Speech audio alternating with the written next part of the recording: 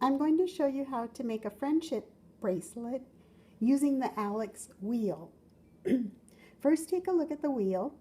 It has a pattern on each side. This one has hearts. This one has stripes. You're going to need to cut 16 strands of embroidery floss for each friendship bracelet, and they'll be 20 inches long. And the colors you choose and the number you choose depends on the pattern. These are called petals, and you can see there are 8 petals for each bracelet, and there are 2 slits on each petal. So you'll need to cut, for this pattern, you'll need to cut 4 pink strands, one for each slit on the pink petals, 4 green, 4 blue, and 4 yellow. This is the pattern I'm going to use to demonstrate. Cut your strands for this one so we can do it together. And that would be 4 pink, 4 green, 4 blue, 4 yellow.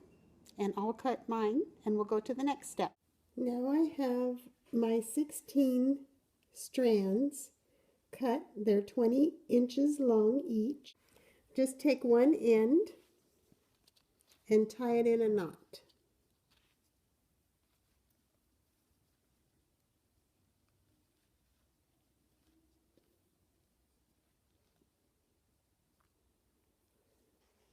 And now take your wheel and put the knot through the center. Then line up your strings according to the color.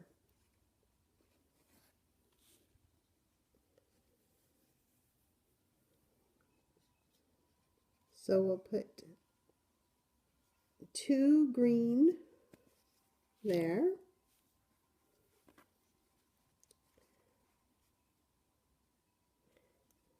The other 2 green here.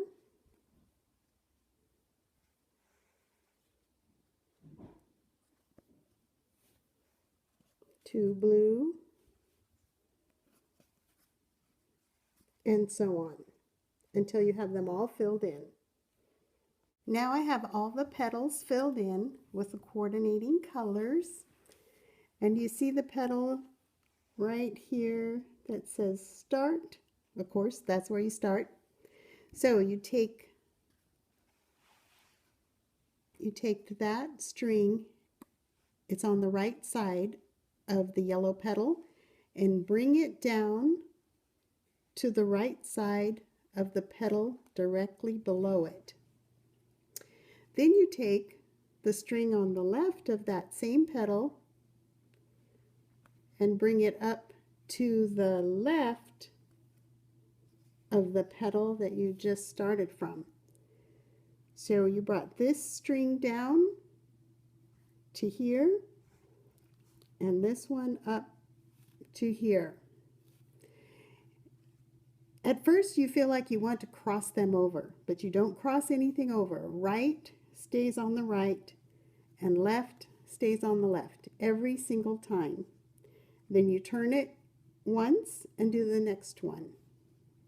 You turn it counterclockwise. So you take the pink string on the right, bring it down, and keep it on the right. Don't cross anything over. Then the pink string on the left, bring it up to the next to the opposing pink string and keep it on the left.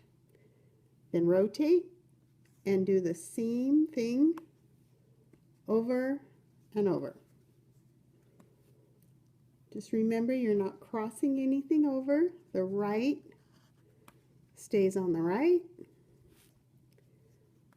The left stays on the left.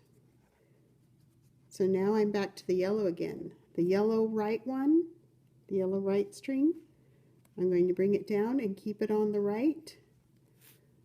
The yellow left string, bring it up to the left. The pink right string, down to the right, pink left string up to the left, over and over, the same thing. Now you can see your strings aren't on the petals anymore, some of them. That's okay, just keep following the same pattern. And if you ever have to stop, to pause like I just did, always stop where you have 3 in a row. Because if I had stopped right here, and then I looked away, I wouldn't know where I was. I wouldn't know which one I was supposed to do next. So I always stop where I have 3 strings in a row. That's kind of my marker. That was the hardest thing for me to learn in the beginning. So you always leave in a place where you know where you're going to be when you come back. All the others have 2 strings next to them, except there's only 1 here and there's 3 here. That way I know I need to pick up the one on the left and bring it up to the left. Every once in a while you'll need to stop and kind of untangle when the strings are long like this. Okay, so I've done several more rows and I wanted to show you that the pattern is starting to show here. You see the stripes? And it will just keep doing the same thing over and over.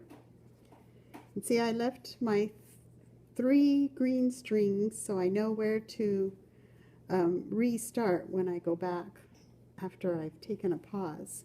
So I just do left string up to left side, blue string down from the right down to the right side, blue string left, left side,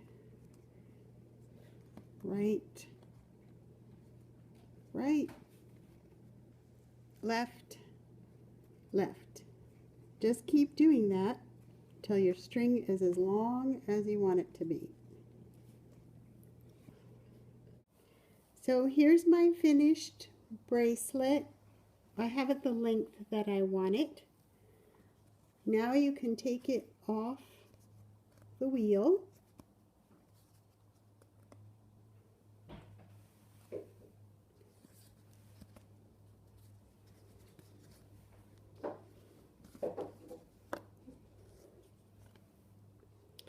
And there it is. There are different ways you can finish it.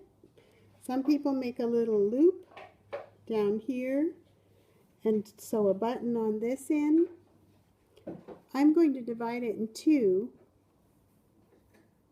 and then braid each side so that the braids can be used to tie it the length that you want it. And I'll show you when that's finished. So I'm going to braid each one of these strips. So I'll have 2 skinny braids. Now you can see I braided these 2 ends and tied them in a knot, and then I just cut off the extra string on both ends, and there it is, it's finished. There's lots of different ways that you can finish it, but that's an easy way. Now you don't have to do the same colors that are on the guide.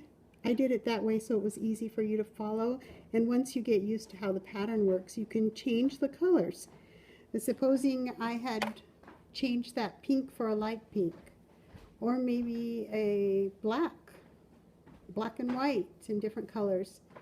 You also can try mixing it up, like maybe instead of putting yellow on both sides, put yellow on one side and another color on the other side, like white or black or any color. Or you can put one white and one yellow, but have some of your stripe, for this particular pattern, have some of your stripes be solid. Well, say you were going to pick this one. You would need to cut a yellow strand for each yellow slit. So that would be 1, 2, 3, 4, 5, 6 yellow, and a pink strand for each pink slit. So that would be 1, 2, 3, 4, 5, 6, 7, 8, 9, 10.